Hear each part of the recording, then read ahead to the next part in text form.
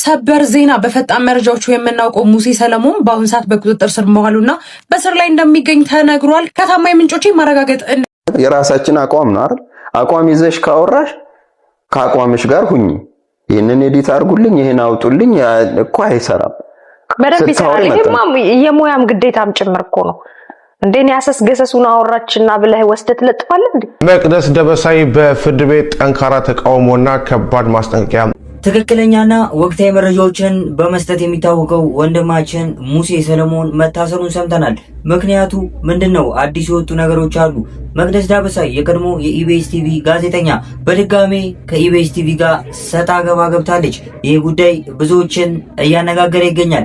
ሰላም የተወደዳችሁና የተከበራችሁ የዩቲዩብ ቻናል ቤተሰቦቼ ኢትዮጵያውያን፣ ኤርትራውያን በሀገር ውስጥም በውጭም ያላችሁ በቅድሚያ እንደተለመደው የከበረ ሰላምታዬን እያቀረብኩ ዛሬም ከአዳዲስና አነጋጋሪ ቪዲዮዎች ጋር ተመልሰን መጥተናል። ታዲያ እንደተለመደው እናንተም ቪዲዮዬን ላይክ በማድረግ እንዲሁም ለቻናሌ አዲስ የሆናችሁ ቻናሌን ሰብስክራይብ በማድረግና የዚህ ምርጥ ቻናል ቤተሰብ በመሆን እንዲሁም አቀራረቤ ላይ ያላችሁን ማንኛውም ሐሳብ፣ አስተያየት፣ ወንድማዊ እህታዊ ምክራችሁን ኮሜንት ሴክሽን ላይ በማጋራት አበረታቱኝ። የእናንተ ምክር ነገ ጥሩ ማራኪ የተሻሉ ስራዎችን ይዤ እንመጣ ስለሚያግዘኝ ማለት ነው።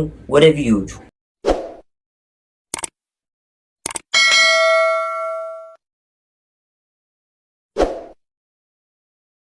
ናችሁ ደህና አደራችሁ። ከትላንት ወዲያ ቪዲዮ ለቅቄ ነበር። አሞኛል አክሙኝ ብያችሁ ሙስሊምም ክርስቲያንም አላህ ይስጥልን። ዶክተር አብይ ጋር አደርሳችሁልኛል። አላህ ይስጣችሁ፣ ከልቤ አላህ ይስጣችሁ። እሱም ጋር ደርሶ ናክማለሁ ብሎኛል። እኔም ይኸው ዛሬ ሊሄድ ነው። ዶክተር አብይም ቪዲዮን አይቶ ናክማለሁ ስላለኝ እሱንም ከልቤ አመሰግናለሁ። ግን አንድ ነገር ልንገራችሁ፣ እባካችሁ እናቴን አትናገሯት። እኔ እናንተ ጋር የመጣሁት እንድታክሙኝ ብቻ ነው። ግን አንዳንድ ሰዎች ለልመና ነው አላችሁ። እኔ ለልመና አልመጣሁም፣ ልታከም እንጂ። ዶክተር ጋር ሲሄድ እንደታመምኩ ታያላችሁ። ስለዚህ በሰላም እንደምመለስ ሙስሊሞች ዱአ አድርጉልኝ፣ ክርስቲያኖች ጸሎት አድርጉልኝ። ከዚህ በፊት በሰራውላችሁ ቪዲዮ ወይም ደግሞ ከዚህ በፊት በሰራውት ቪዲዮ ይህ ታዳጊ ለማየት የሚያሳሳ ብላቴና እንግዲህ በጉሮሮ ህመም እየተሰቃየ እንደሆነ እናቱ ባጃጅ ውስጥ ከጀርባ አስተኝታ እንዳሳደገችው የሚገልጽ የእርዳታ ጥሪ ወይም ደግሞ ድረሱልን አሁን ላይ ተቸግረናል የሚል ቪዲዮ ተመልክተን ብዙዎቻችን አዝነንና እንድንረዳው እንግዲህ ያለውን ነገር አውርተንበት እንደነበር የምታስታውሱት ነው። ታዲያ ብዙ ደጋግ ኢትዮጵያኖች እንዳሉ ተናግሬ ነበር በዛ ቪዲዮ። አሁንም እንግዲህ ዶክተር አብይ በመባል የሚታወቀው የቀዶ ሕክምና ወይም ደግሞ ብዙ ስራዎችን እየሰራ በሶሻል ሚዲያ ብዙዎቻችን የምናውቀው ግለሰብ ለልጁ እርዳታ ሊያደርግለት እንደሆነ ስንሰማ በጣም አስደሳች ስለሆነ እንግዲህ መጨረሻውን እንድናየው ለማለት ያክል ነው ይዤላችሁ የመጣሁት። ታዲያ ቤተሰቦች ስለ ደግነትና ስለ መተባበር ካነሳን አይቀር አንድ ልቤን የነኩት አባት ቪዲዮ አለ። እስኪ እሱን ተመልክተን እንመለስ። ተመልካቾቼ ይሄ አሁን የምታዩት የራሴ የፈጠራ ስራዎች ናቸው እና ምናልባት በዚህ ሙያ ላይ የምትፈልጉና መገበያየት እንችላለን የምትሉ ካላችሁ እንገበያዩ፣ ደስ ይለኛል። ይሄ የራሴ የፈጠራ ስራ ነው። በደንብ እንድታዩልኝ እፈልጋለሁ። አድራሻዬን ከስር በማስቀምጠው ስልክ ታገኛላችሁ ማለት ነው።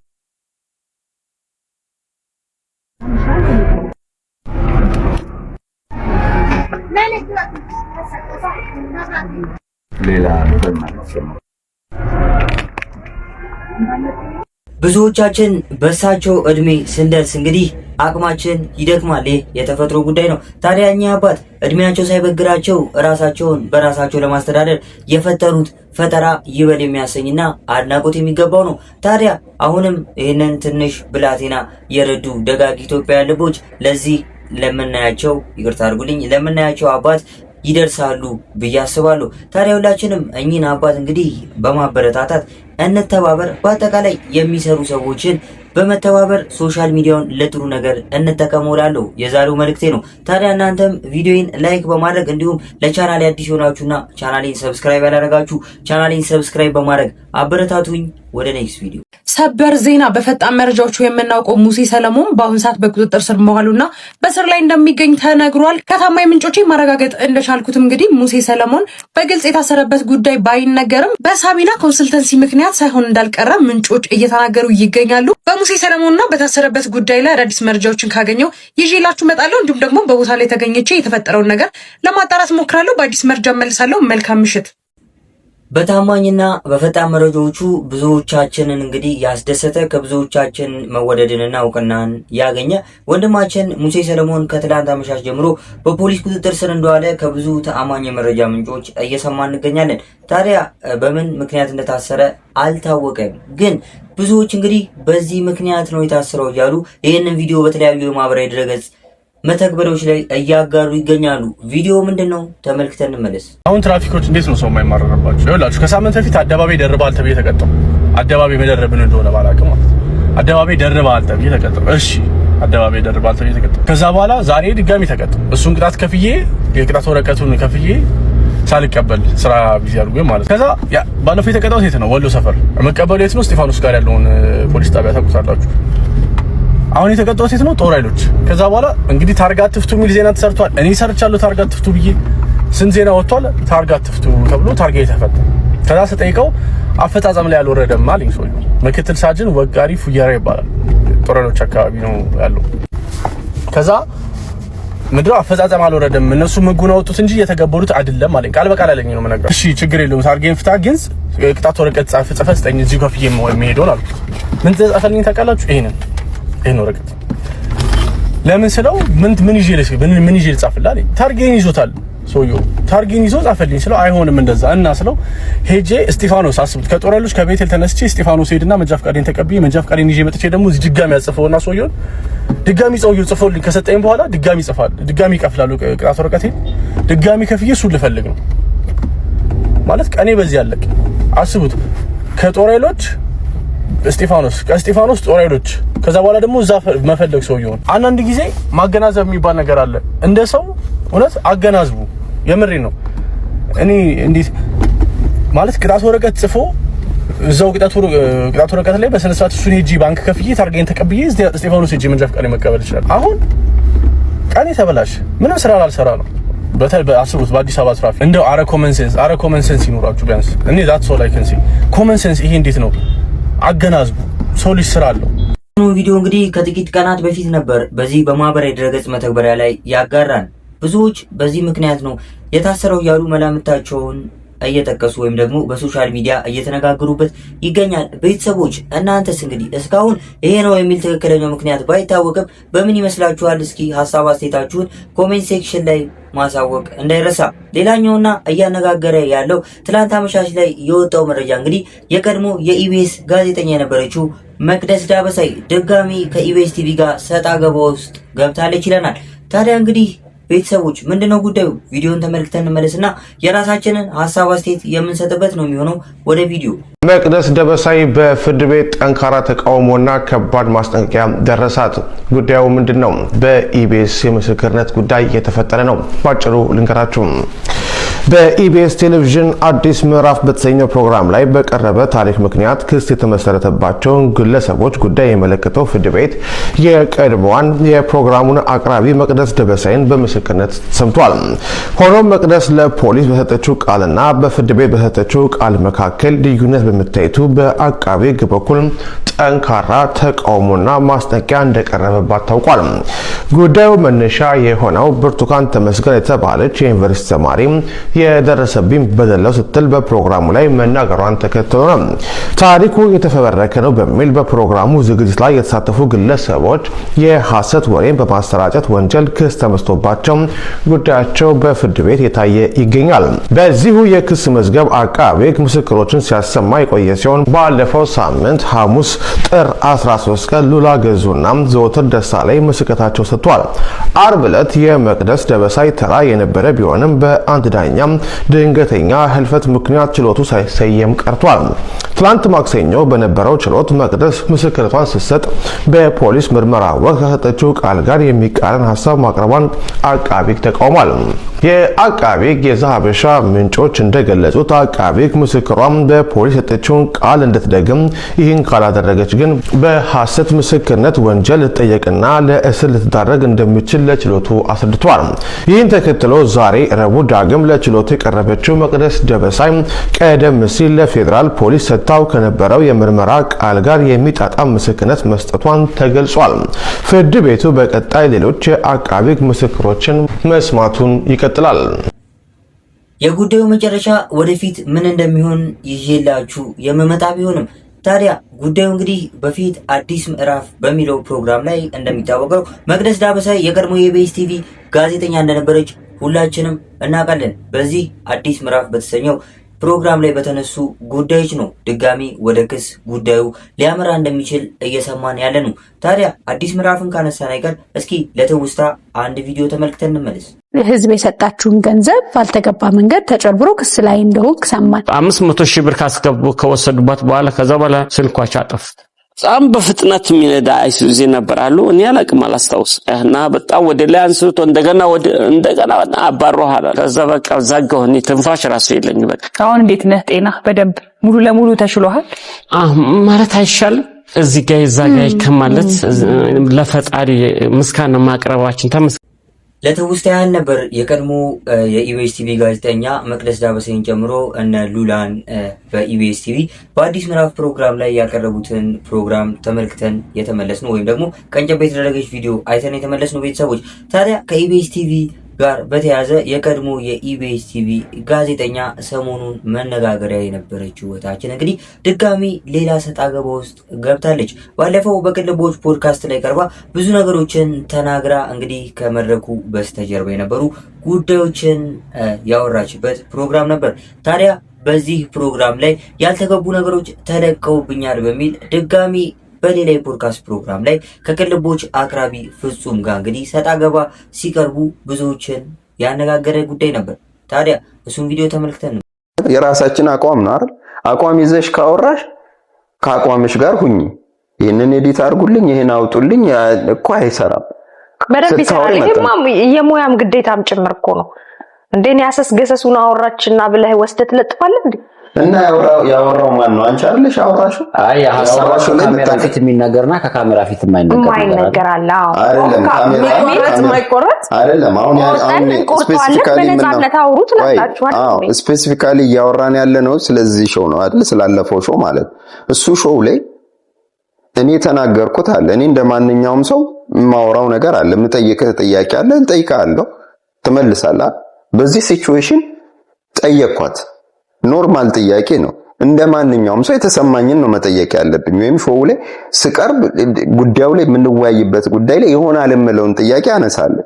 ያንን ካነሳው በኋላ እማትፈልጊው ከሆነ ነው ይሄንን ጉዳይ አላወራም ማለት ትቻለሽ። ዝም ማለትም እኮ ይቻላል። ካወራሽ በኋላ ግን አውርቼም መቁረጥ እችላለሁ። ማን ይከለክለኛል?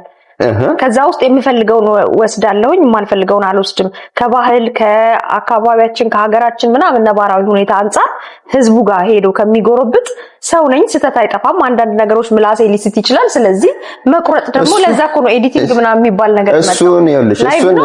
እሱን እንደ ዳይሬክተር ዲሳይድ አድርግ ከተባልኩኝ እንደ ዳይሬክተር እኔ ነኝ የምወስነው። እንደ ዳይሬክተር ይሄንን እፈልጋለሁ ብዬ መረጥኩኝ።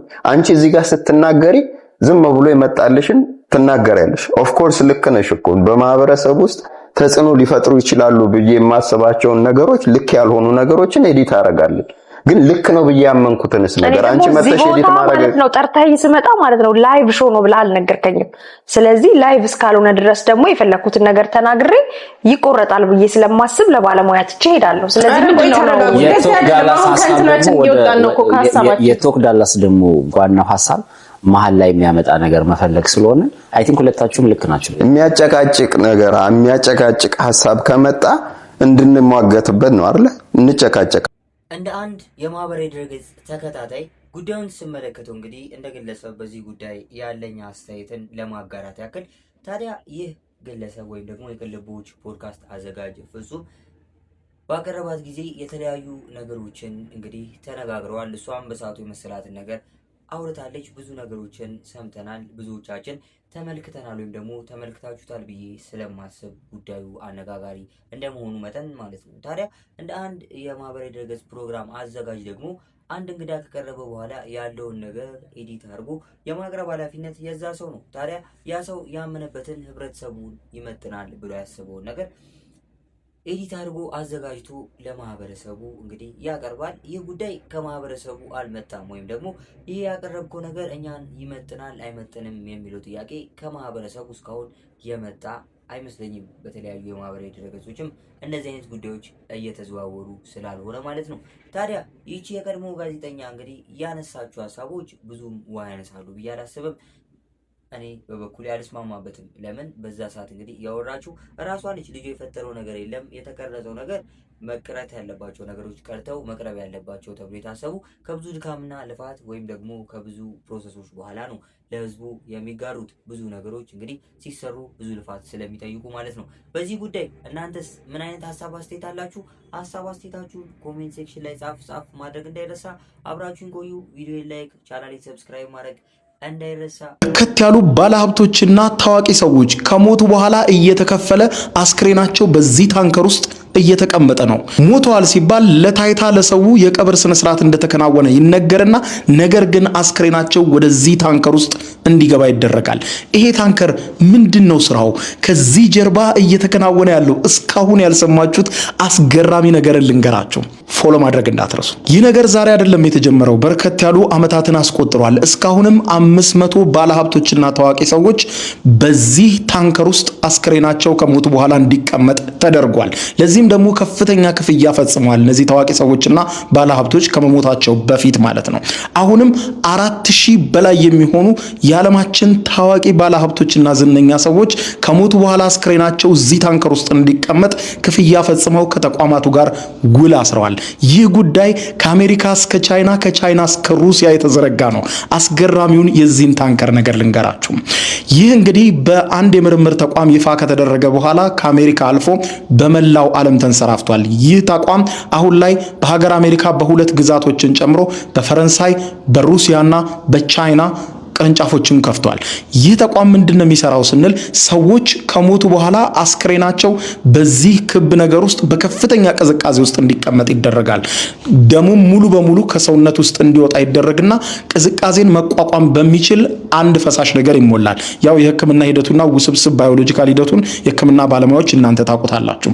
በዋናነት ይህ ተቋም ምንድነው የሚያደርገው ስንል አስክሬኖችን ጠብቆ ማቆየት ነው። አስክሬኖችን ጠብቆ የሚያቆየው ለምንድን ነው ስንል ሳይንስ የተለያየ ፈጠራ በየጊዜው ስለሚፈጠርና በየጊዜው አዳዲስ ግኝቶች እየተገኙ ስለሆነ ምናልባት ከ50 እስከ 200 ዓመት ባለው ሬንጅ ውስጥ የሞት መድኃኒት ሊገኝ ይችላል። የሞቱ ሰዎችን የሚያስነሳ መድኃኒት ኔክስት ጄኔሬሽን ቀጣይ ተመራማሪዎች ሳይንቲስቶች ሊያገኙ ይችላሉ ተብሎ ስለሚታሰብ ባለሀብቶችም በእነዚህ ተቋም አሰራር በማመን አስክሬናቸውን እንዲቀበር ወይም እንዲቃጠል ወይም ደግሞ ሌላ ነገር እንዲሆን በየሃይማኖታቸው በየባህላቸው እንዲደረግ አላደረጉም። ይልቁንም ተገቢው ስርዓት ከተከናወነ በኋላ አስክሬናቸው ግን ወደዚህ ተቋም እዚህ ታንከር ውስጥ እንዲገባ ይደረግና ደም ከተወገደ በኋላ በምትኩ ያ ንጥረ ነገር በደም ቧንቧዎች ውስጥ ተከቶ በከፍተኛ ቅዝቃዜ ውስጥ እንዲቀመጥ ይደረጋል። እናንተ ብትሆኑ ይህንን ተግባር ትፈጽማላችሁ ወይ? ወይም ደግሞ ከሞታችሁ በኋላ ረብጣ ሚሊዮን ብሮችን እየወጣችሁ እንደዚህ አስክሬናችሁን በዚህ በመናየው ወይም ደግሞ በቪዲዮ በተመለከቱ መሳሪያ ውስጥ ከታችሁ ታደርጉ ነበረው? ይህን እንደ ጥያቄ ማቅረብ ፈልጋለሁ። ቤተሰቦች ለዛሬ ይዤላችሁ የመጣኋቸው ቪዲዮዎች እነዚህን ይመስላሉ። ቪዲዮዎቹን እንደወደዳችኋቸው አልጠራጠርም።